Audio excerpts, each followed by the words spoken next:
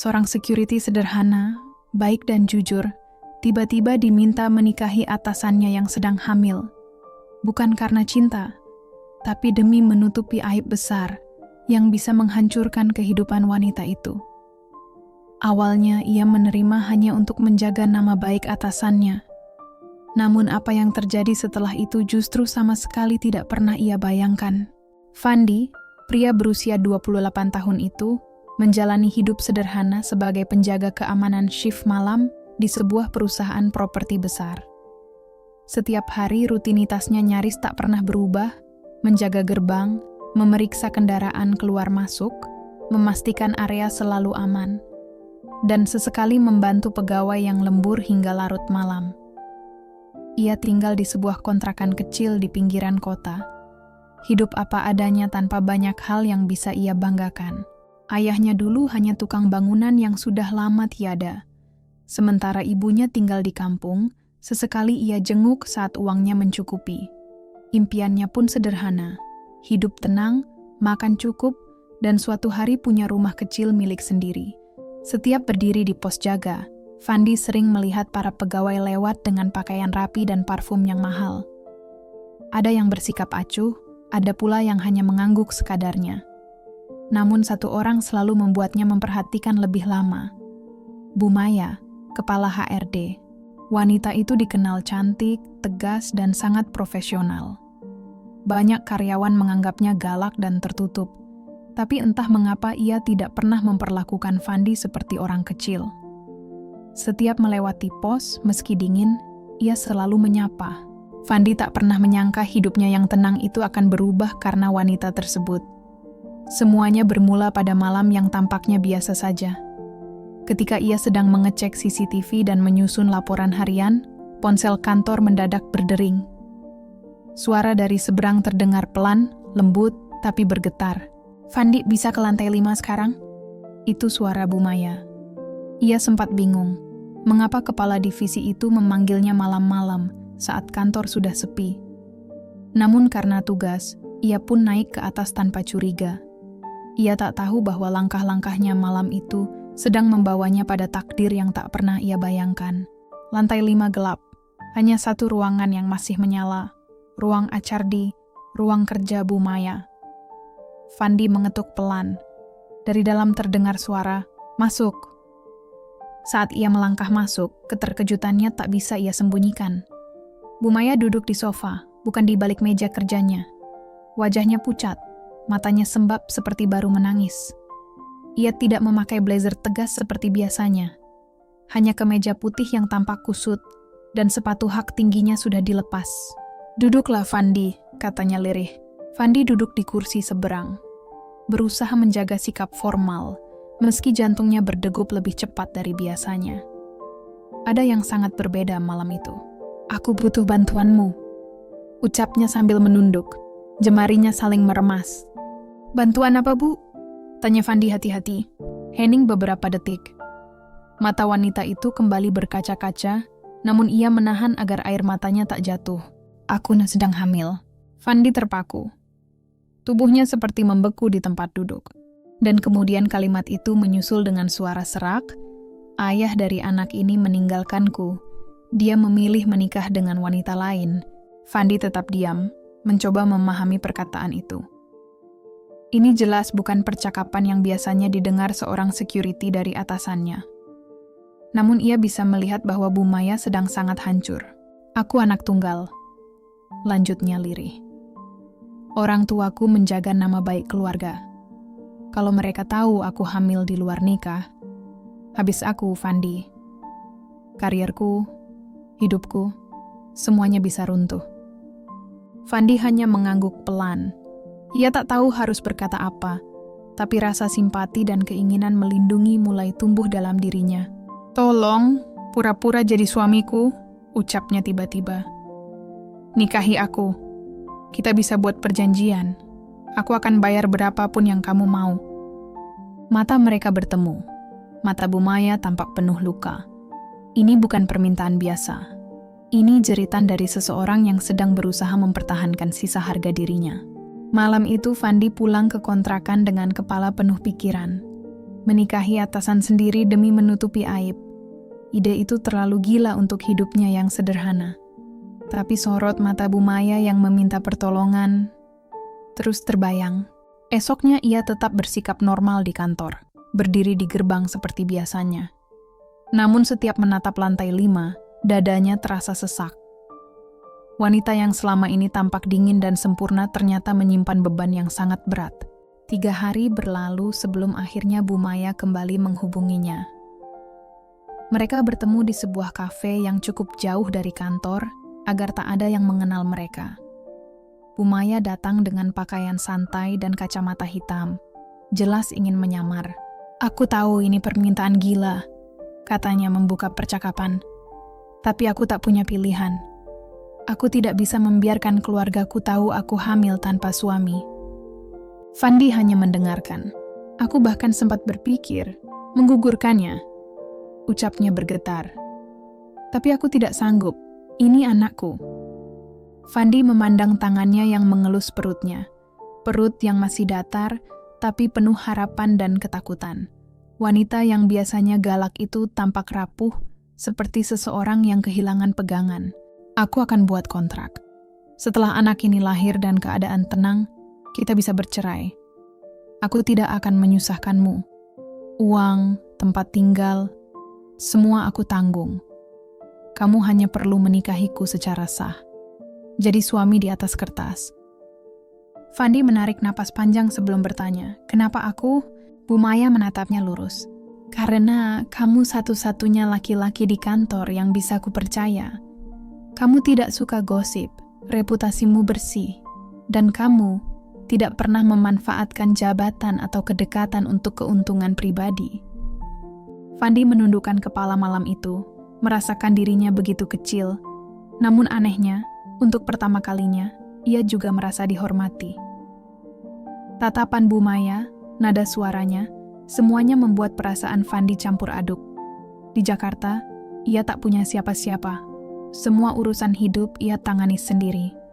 Dan sekarang, tiba-tiba, ada seorang wanita yang selama ini berada jauh di atasnya, meminta bantuan untuk menyimpan rahasia yang bisa mengubah seluruh hidupnya. "Aku nggak sanggup sendirian," ucap Bu Maya lirih. Hening panjang menggantung di antara mereka sebelum akhirnya Fandi menjawab pelan, "Saya butuh waktu, Bu." Bu Maya mengangguk, berusaha memahami. Tapi di hati kecil Fandi, ia tahu dirinya mulai goyah. Karena untuk pertama kalinya, seseorang yang selalu tampak sempurna kini justru bergantung padanya dalam hal yang sangat pribadi. Dan ia sadar hidupnya tidak akan pernah sama lagi. 2 malam berturut-turut Fandi tak bisa tidur. Kalimat Bu Maya terus berputar di kepalanya. "Tolong pura-pura jadi suamiku." Itu bukan permintaan sederhana. Itu seperti menandatangani jalan hidup yang tak ada tombol kembali. Sore itu, ia kembali dipanggil ke ruangannya. Bu Maya tampak lebih tenang. Ia menyodorkan sebuah map biru ke hadapan Fandi. "Aku sudah buat draft kontraknya," ujarnya. Fandi membuka map itu perlahan. Tangannya gemetar. Di dalamnya tertulis perjanjian pernikahan kontrak selama 1 tahun, lengkap dengan imbalan uang yang jumlahnya bahkan tak pernah ia bayangkan sebelumnya. Cukup untuk membeli rumah kecil, motor baru, bahkan membuka usaha di kampung. "Selama 1 tahun kita tinggal di rumah yang sama," jelasnya. "Tapi tidak perlu ada hubungan layaknya suami istri. Semua hanya formalitas. Aku akan bilang ke semua orang kalau kita sudah lama menjalin hubungan diam-diam dan baru menikah siri." Fandi mengangguk mencoba mencerna semuanya. "Kalau kamu berubah pikiran, aku akan mengerti. Tapi kalau kamu setuju, kita harus nikah minggu depan." Fandi menatapnya.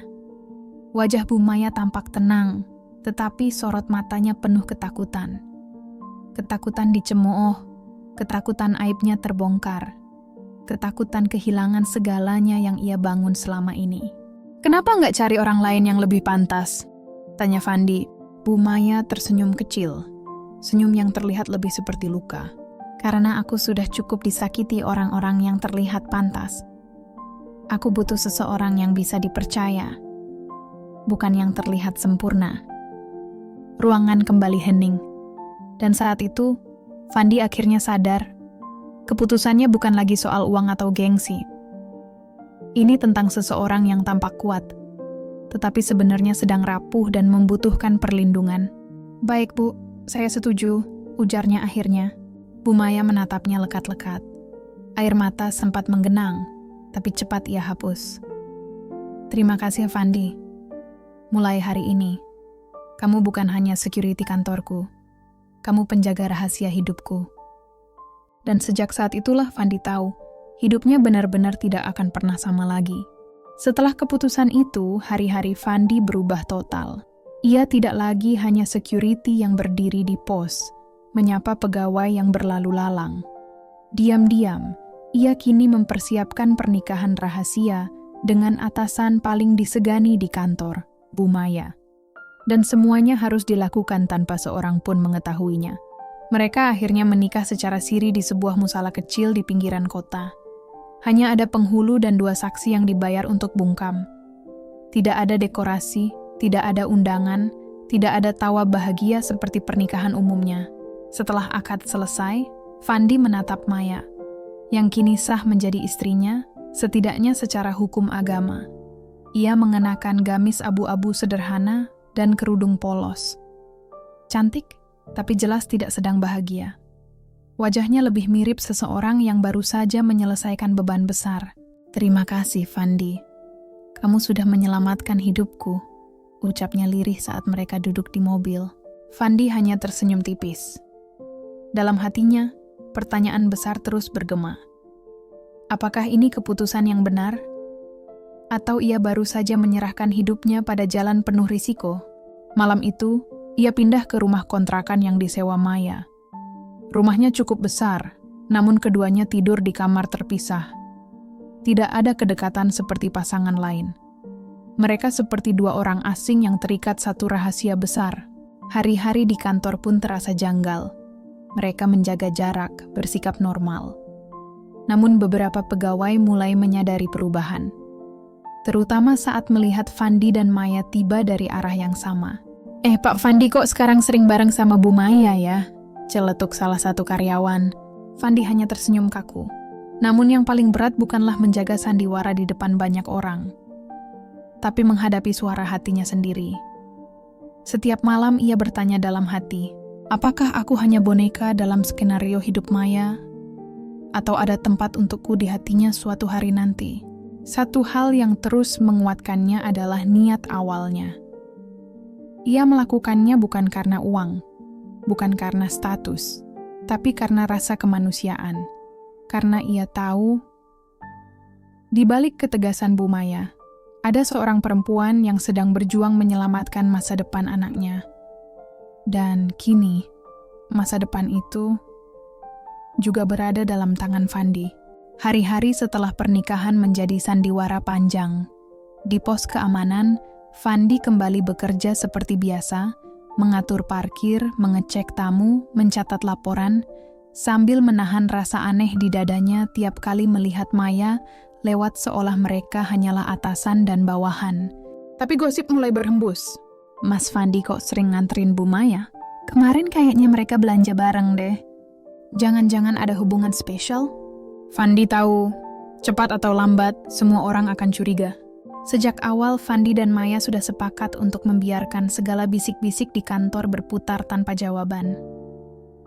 "Kita diam saja, biarkan orang menebak sendiri," begitu kata Maya yang berusaha terdengar tegar, meski jelas ia menyimpan kecemasan besar. Namun seiring hari berlalu, tekanan itu justru makin terasa menghimpit. Terutama saat Fandi harus menghadiri rapat keamanan internal yang dipimpin langsung oleh Maya, di ruang rapat besar yang dingin. Tatapan para staf senior mulai berubah. Bukan lagi tatapan profesional, melainkan tatapan penuh curiga. Seolah melihat sesuatu yang mereka sembunyikan di balik tirai. Siang itu, saat istirahat di kantin, rekan sesama security Bang Andi mendekat dengan nada suara seperti menyimpan gosip besar. "Fa, lu deket ya sama Bu Maya? Seriusan nih? Gue denger-dengar kabar kalian berdua." Fandi hanya terkekeh hambar, mencoba menepis. "Apaan sih Bang? Nggak mungkin lah." Namun Andi menggeleng pelan. Tapi lu tuh beda, Fa. Tiap pagi bareng, pulang bareng. Lu yakin cuman nganterin? Fandi menunduk. Dalam hati ia sadar ia tidak pandai berdusta. Tapi ia juga tidak punya hak membuka rahasia itu pada siapapun. Sore itu, dalam perjalanan pulang, suasana mobil terasa jauh lebih dingin dari AC dashboard. Jalanan macet, tapi keheningan di dalam mobil jauh lebih sesak. Mereka mulai curiga, ucap Fandi akhirnya. Maya tidak menoleh. Aku tahu, kita nggak bisa tutupi ini selamanya. Fandi menatap lampu merah di depan, lalu bertanya pelan. Apa kamu siap? Kalau nanti semua tahu bahwa kita sudah menikah? Maya menarik napas panjang. Suaranya pelan tapi jelas mengandung kegelisahan. Belum. Aku masih butuh waktu. Sampai perutku membesar masih bisa kututupi. Setelah itu, kita pikirkan langkah berikutnya. Meski berusaha kuat, Fandi tahu perempuan itu menyimpan ketakutan yang tidak kecil.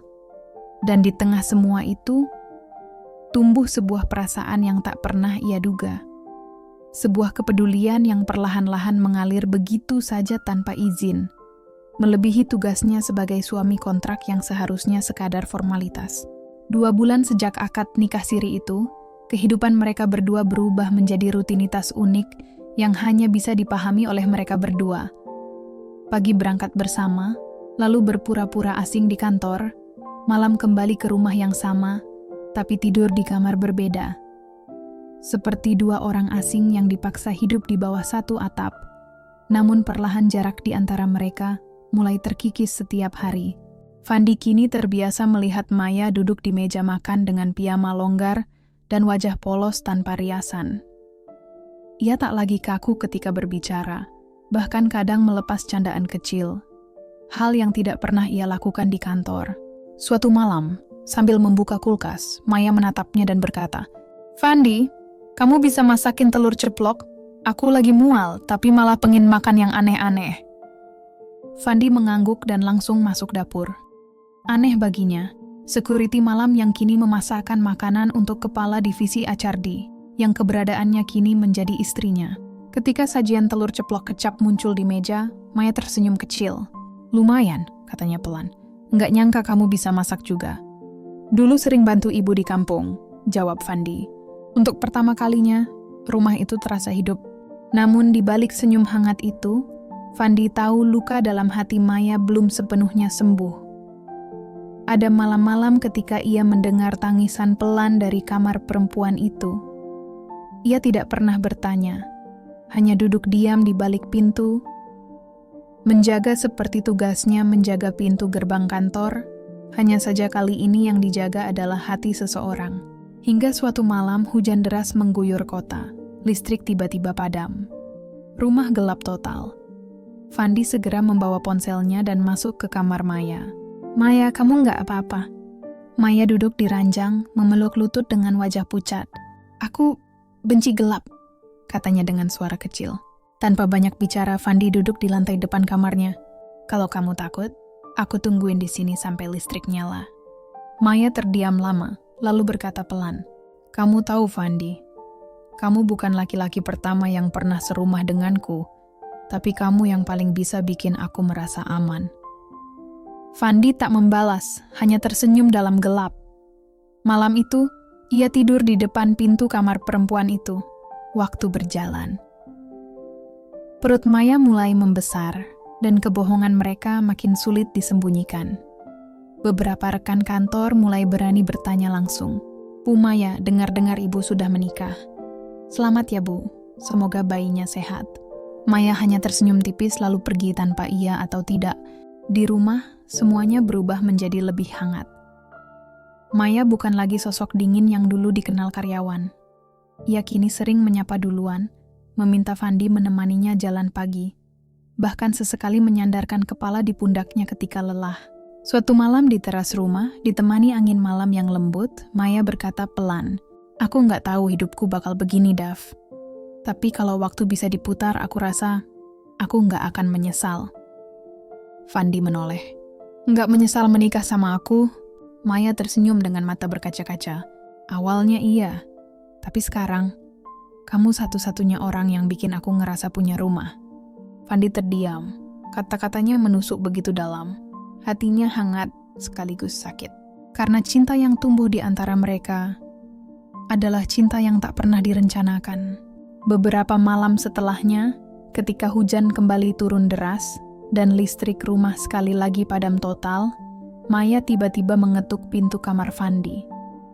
Dengan suara pelan yang nyaris tenggelam oleh suara hujan, ia berkata, ia tak bisa tidur. Ia bertanya apakah ia boleh duduk di kamar itu sebentar. Fandi hanya mengangguk tanpa banyak bicara. Mereka akhirnya duduk berdampingan di lantai, dan perlahan Maya menyandarkan kepala di bahunya.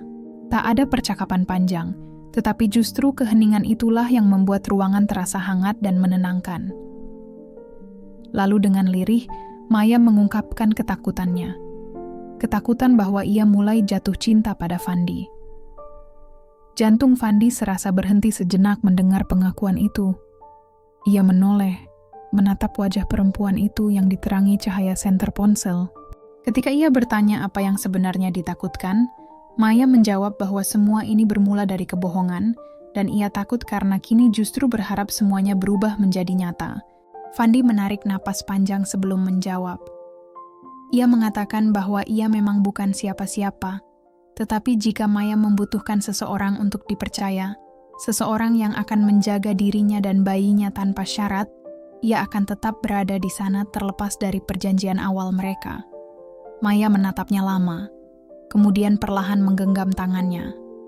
Tanpa perlu ucapan berlebihan, malam itu mereka sama-sama menyadari bahwa benih cinta itu telah tumbuh dan tak bisa disangkal lagi keberadaannya. Waktu berjalan, hingga tiba bulan ke-7 kehamilan Maya. Perutnya semakin membesar, dan ia mulai mengambil cuti dari kantor. Fandi pun mengajukan cuti jaga malam dengan alasan ingin fokus menemani istri yang sedang memasuki masa hamil tua. Hubungan mereka berubah jauh dari sebelumnya. Tidak ada lagi dinding pemisah di dalam rumah. Tak ada lagi jarak dingin yang dulu terasa menyesakkan. Mereka kini makan bersama, beribadah bersama, bahkan membeli perlengkapan bayi seperti pasangan suami istri pada umumnya. Namun, hidup tak pernah sepenuhnya tenang. Suatu sore, saat Fandi sedang berbelanja di minimarket, ponselnya berdering. Nama Maya muncul, tetapi suara yang terdengar bukan suara perempuan yang ia jaga itu. Suara itu lebih keras, lebih berat, dan penuh ancaman. Orang itu bertanya apakah Fandi adalah suami Maya, lalu memintanya datang ke parkiran Tower Plaza untuk menyelesaikan sesuatu. Orang itu adalah Arvin, mantan kekasih Maya dan pria yang sebenarnya bertanggung jawab atas kehamilan tersebut. Fandi langsung tahu bahwa rahasia mereka telah terungkap. Ia segera menuju parkiran dengan napas terburu. Di sana Arvin berdiri bersandar pada mobil mewahnya, wajah penuh kemarahan. Dengan nada meremehkan, Arvin menuduh Fandi, security rendahan, sebagai pria yang berani-beraninya menikahi mantan kekasihnya. Ia menegaskan bahwa anak dalam kandungan Maya adalah darah dagingnya. Fandi mencoba menahan emosi, tetapi suaranya tetap tegas ketika mengatakan bahwa Arvinlah yang meninggalkan Maya saat ia sedang hancur. Arvin mendekat dan berkata, ia tak bisa menerima jika anaknya dibesarkan oleh pria seperti Fandi. Ia bahkan menuduh bahwa Maya hanya memanfaatkan Fandi demi menutupi aib. Perkataan itu menghantam keras hati Fandi. Ketakutan yang selama ini ia simpan, bahwa semuanya mungkin hanya sandiwara, kembali muncul. Namun sebelum ia sempat menjawab, suara lembut namun tegas memecah ketegangan. Maya berdiri di ujung parkiran, tubuhnya yang sedang hamil besar terlihat rapuh namun suaranya kuat. Ia berkata cukup. Ia menegaskan bahwa dialah yang memilih Fandi, bukan karena takut pada aib, tetapi karena Fandi adalah satu-satunya laki-laki yang tidak pernah meninggalkan dirinya. Arvin terdiam, tidak menyangka akan mendengar itu. Maya mengatakan bahwa darah yang dikandungnya memang milik Arvin, tetapi hidupnya bukan lagi milik pria itu. Jika Arvin benar-benar peduli, ia tak akan pernah meninggalkannya sejak awal. Maya kemudian berjalan mendekati Fandi dan menggenggam tangannya erat. Ia menatap Arvin dan berkata bahwa meski Fandi mungkin terlihat bukan siapa-siapa di matanya, tetapi lelaki itu lebih pantas disebut laki-laki sejati. Ia menegaskan bahwa Fandi adalah suami sahnya dan ayah bagi anak yang ia kandung. Mata Fandi terasa panas mendengar kata-kata itu. Untuk pertama kalinya, ia benar-benar merasakan pengakuan yang selama ini tak pernah ia bayangkan. Arvin tak mampu lagi berkata apa-apa. Ia masuk ke mobil dan pergi, meninggalkan mereka dalam cahaya senja yang meredup. Saat itu, di tengah parkiran yang lengang, Fandi merasakan sesuatu yang belum pernah ia rasakan sebelumnya. Ia bukan lagi pemeran cadangan dalam hidup Maya. Hari itu ia tahu dengan sepenuh hati bahwa Maya telah memilihnya sebagai pemeran utama dalam kisah hidupnya. Dan di parkiran sepi yang hanya diterangi cahaya senja, dua hati yang dulu bertemu karena keadaan akhirnya menemukan rumahnya masing-masing. Bukan karena paksaan, bukan karena kebohongan, tetapi karena pilihan yang tumbuh perlahan, tanpa disadari. Hari itu Fandi merasakan sesuatu yang tak pernah ia bayangkan sebelumnya. Sebuah pengakuan, sebuah keberanian, dan sebuah tempat yang akhirnya memanggilnya pulang. Sementara Maya, yang bertahun-tahun hidup dalam bayang-bayang luka dan ketakutan, akhirnya menemukan seseorang yang tak pergi, seseorang yang tinggal, bahkan ketika ia tak punya apa-apa selain air mata dan masa lalu. Di tengah semua badai yang sempat menghantam hidup mereka, justru hadir ketenangan baru yang tak pernah mereka rencanakan. Karena terkadang, keluarga bukan tentang darah, tapi tentang siapa yang tetap menggenggam tangan kita ketika dunia memilih menjauh. Dan cinta sering kali muncul bukan dengan pesta besar atau janji manis, melainkan lewat keberanian kecil untuk tetap tinggal, bahkan saat semuanya terasa gelap. Malam itu, tanpa kata-kata berlebihan, mereka berdua tahu perjalanan mereka baru saja dimulai. Dan untuk pertama kalinya, mereka melangkah bersama bukan sebagai dua orang asing, tetapi sebagai dua jiwa yang akhirnya percaya bahwa cinta bisa tumbuh, bahkan dari kebohongan yang paling menyakitkan sekalipun.